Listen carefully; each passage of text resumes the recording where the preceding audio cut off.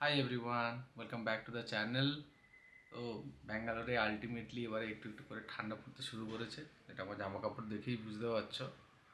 আর ঠান্ডা বলতে মনে পড়লো পরশু দিন আমাদের ঘুরতে যাওয়ার আছে। অনেক দিন আগে বলেছিলাম যে একটা জায়গাতে আমরা ঘুরতে যাব, আমি এবং পিঙ্কি, আমরা দুজনে। এরকম ট্রিপ আমাদের অনেক দিন হয়নি। তো সেই ডেটটা খুব কাছে, পরশু দিন আমরা বেরোবো ভোরবেলা। তো তার জন্য জামা কাপড় সব গোছানো গোছানি সমস্ত কিছু তো করতে হবে।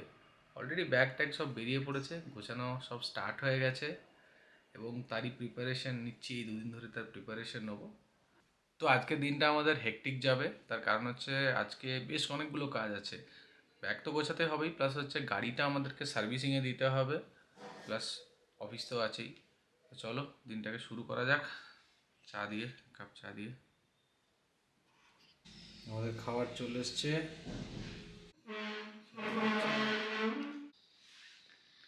আজকে হচ্ছে 22শে ডিসেম্বর 2023। তো এই দিনে আমরা 2022 সালে ব্যাঙ্গালোরে পা রেখেছিলাম যাকে বলে।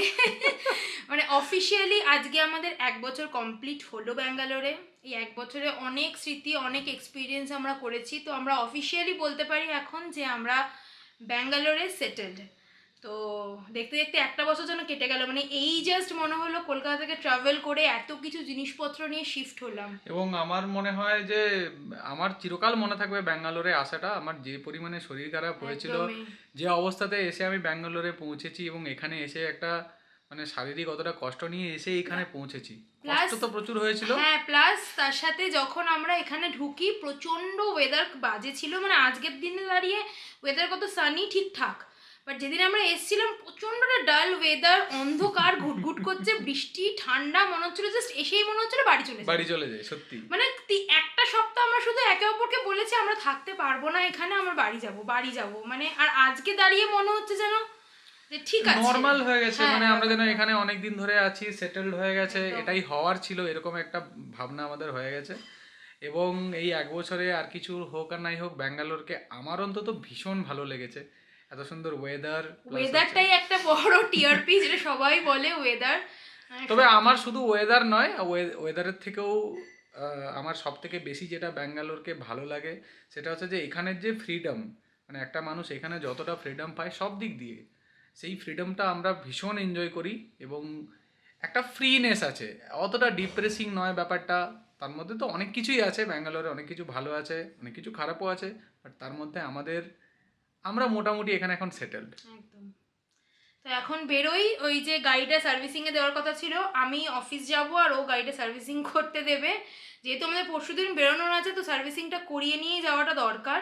আর এসে আজকে প্রচুর কাজও আছে, বিকজ প্যাকিং করার আছে, বেশি দিন আর একটা বড় টাইম সড়ো নেই। ব্যাপার। বড় সড়ো ব্যাপার।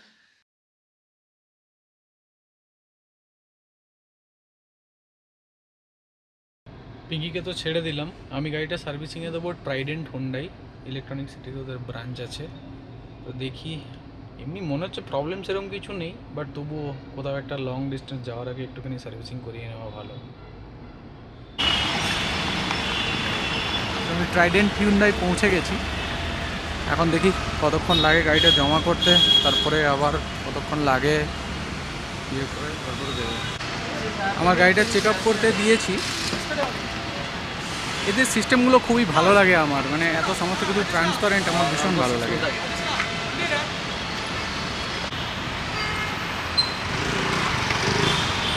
এবারে বাড়ির উদ্দেশ্যে রওনা দেবো, একটা অটো বুক করেছি, যদি কতক্ষণে আসে।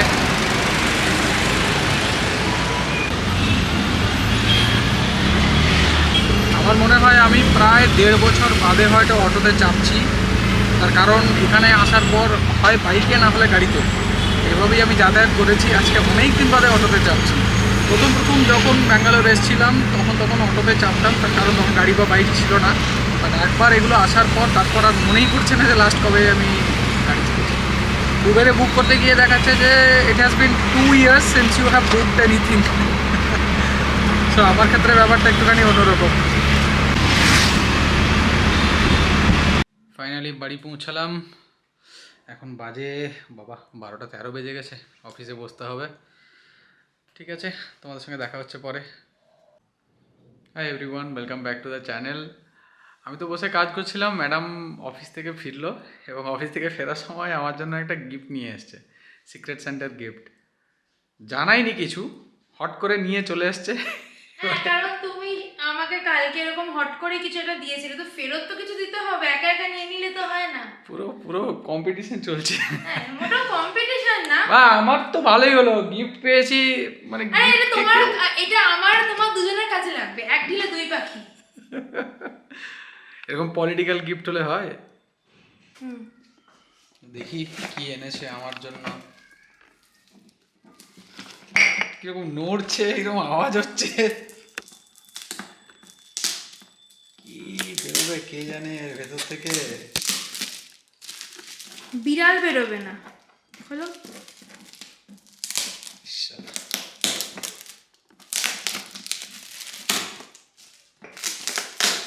দেখা যাক কি আছে। আরে প্যাকিংটা ঠিক করে করতে পারিনি ওরা, প্যাকিং করেছে বিকজ ওরা বক্স খুঁজে পাচ্ছিল না কিসে দেবে। লুমিনার্ক। বাবা কিছু হবে। তো কাঁচি লাগবে, কাটো। দাঁড়াও নিয়ে আসছি, দেখি।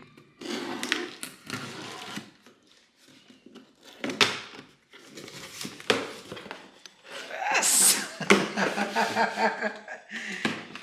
ফাটাফাটি।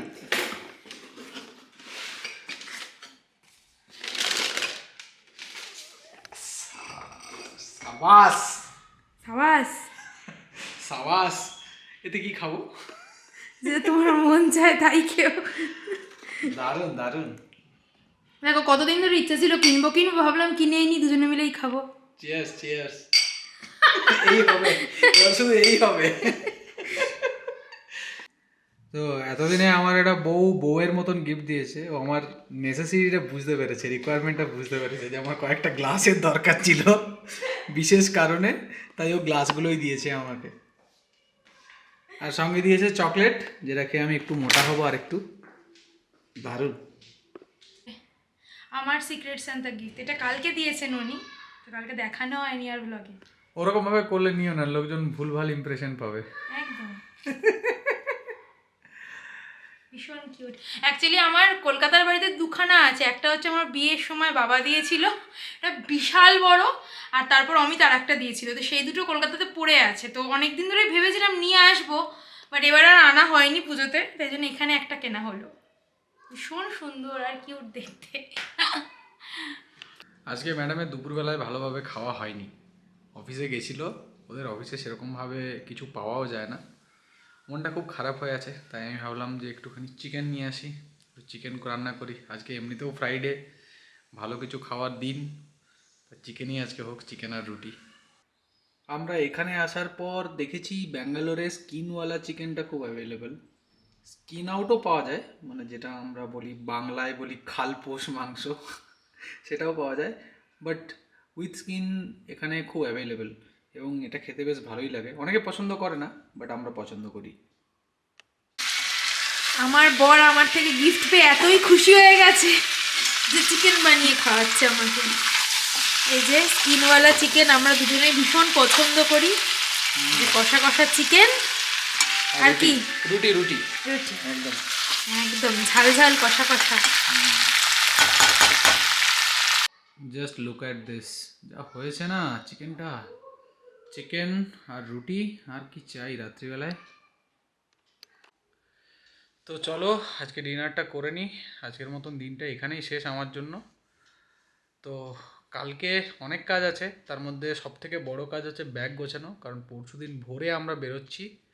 অ্যারাউন্ড 300 কিলোমিটার্স জার্নি করতে হবে, তার জন্য অনেক কিছু প্যাকিং ট্যাকিং করতে হবে। দুদিন থাকবো পাহাড়ের কোলে।